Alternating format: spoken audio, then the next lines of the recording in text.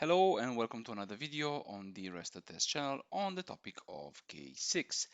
Now I want to talk to you about thresholds in this video. By the end of this video we will see what are these thresholds. To put it simply, they're basically checks which allow you to combine different metrics from your case 6 tests and to mark your test as either being passed or failed. Now, are there a lot of types of thresholds? In general, they can be split into three: error rates, thresholds, response time, and checks. And we will also see how or what is the format of these thresholds, how simple or how complex they can be made. So let's get started. So as I have said, let's have a look firstly on format to see where we can put them. And for that, as you're probably used to by now, we have a separate folder where we handle the um, topic or each topic for each video. As always, you will find all of the code in the GitHub repository that is in the description. So for the format, there's two ways of defining it. We have the short format where we say basically the metric's name, and then we define the threshold expression that we want to check. And we have the longer format, which basically has the name of the metric, the threshold, and really important, we can actually say if we want our test to pass or to fail, uh, if the threshold is met. So we can have a really complicated threshold, which we just want to check. But if it fails, we can just say, well, don't abort the run, don't fail our tests. And because, well, you may have race conditions here and there, you have or you can you have the possibility to input let's say a delay until the threshold evaluation is made. Let me make this one a little bit bigger. Okay, now it's better. So again, we have the shorter form or the longer form. They can be used either together or separately, and they're both valid. But now that we know um, how to create such a threshold, let's see an example for each of the three types that we defined before, or that we saw before. Do you remember the three types? Don't worry, we have it here. So we have three types, and those are error rate thresholds, response time, and checks. So error rate. Let's first copy our metric or shorter form for all of our metrics right here. And then let's add one for each of our thresholds. So as I said, error rate. So what can we do here? What kind of metric can we have? Well, one metric would be the HTTP requests failed. What does this mean? Well, this is considered as failed in case you have a response code of either 400 something or 500 something. And for our expression, let's define, I don't know, that we have an error rate which is less than 10%, although 10% is a lot, but let's do 10%. For that, we just need to do the following. We do rate and we defined, so we did say 10%, not 5. So this is 10%. Good. Now on the area of response time durations, how fast our calls are made, let's use also a metric. Do you have anyone or any metric in mind right now in the comment? Did you write it down? If not, no worries. We can use one that's called HTTP request duration. And here, let us define a specific duration. Let's define, I don't know, that the response is, let's say for 80%, it's under 300 milliseconds. And how do we do this? Well, the same, we need to provide the expression, and that expression is in this format. What does this mean? Well, it means P 80%, so for 80%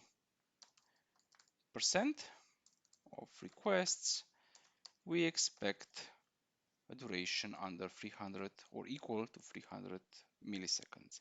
Now checks we did do in a separate video, and we still have different kinds of checks right here, but let's define also a simple one.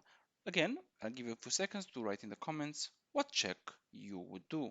Now we already have a check in this example right here, and my threshold is defined like this. So we have the checks, and we just say I want 90% of all these checks to be passed. Let's put it here, 90% of the checks to pass. Now let's save it right here and run it to see if we actually have a test that passes or a test that fails. And to run our test, we just do K6 run and we tell it which one to run. And it seems everything passed. Now let's see, can we make it so that it actually fails? So let's do, this one should be basically impossible. So let's do it like this, and let's just run our test again. Yes, and as you can see, we have an error that the duration has been crossed. So we can see, yeah, it works. So the threshold is defined if we have a test or a pass state. However, so before we end this video, I just want to show you one more thing. So we saw that we can have different kinds of thresholds. However, what would happen if, for example, let me open this one right here, if we try to use multiple thresholds of the same, or thresholds for the same metric. Like it says here, you do not need to do that, or if you want to do that, don't do it like this. Because if, for example, we would like to see, I don't know, the number of failed requests, and we want to check it on the one hand, they're under 100, and they have a pass rate which is under 50. You don't do it like this. So we don't define it like this. If we would try and run this test, so let's just do that. So if we would try and run this test,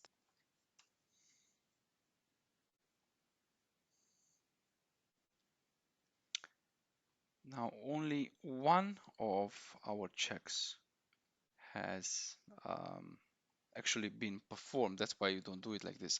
So what do I mean by that? Well, I didn't really care that the count was less than 100. So let's put it differently. If I put count bigger than 100, although we do not have that many, we have a couple of requests, and we run our test,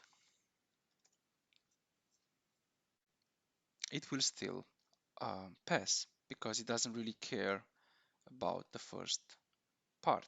Now, how do we do this so that it cares about both of them? So in order to run both of these checks, we just need to add them in the same array right here. Now, if I run this, you will be surprised and shocked. So let's have a look.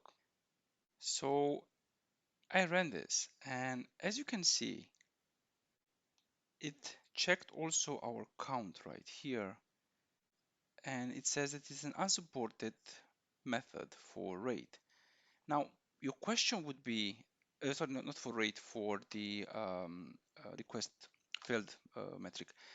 Now, your question would be, of course, so why didn't it say anything when I had it here? Well, because exactly what I told you before, and that is, if you have two entries for the same metric, four thresholds, or in your threshold, it will ignore the first one. It will only have a look at the last one.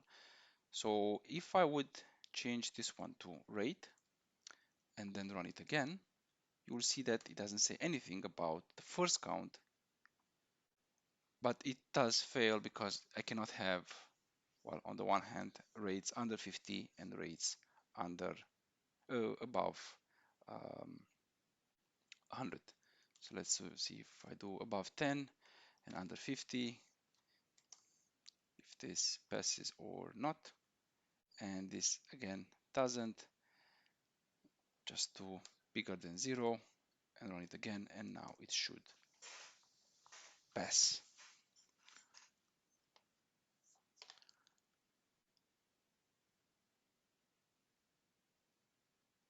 Bigger or equal to 0, and now it should pass. Yeah, now it passed because we actually had 0 failed, so it cannot be bigger than 0. Good. So this is what I wanted to show you. As always, as I said, you will find everything that you need in the GitHub repository. For questions, feel free to write in the comments or ping me online anytime. As always, do not forget to rest, then test, and I'll see you in the next one. Have a good one, and bye-bye.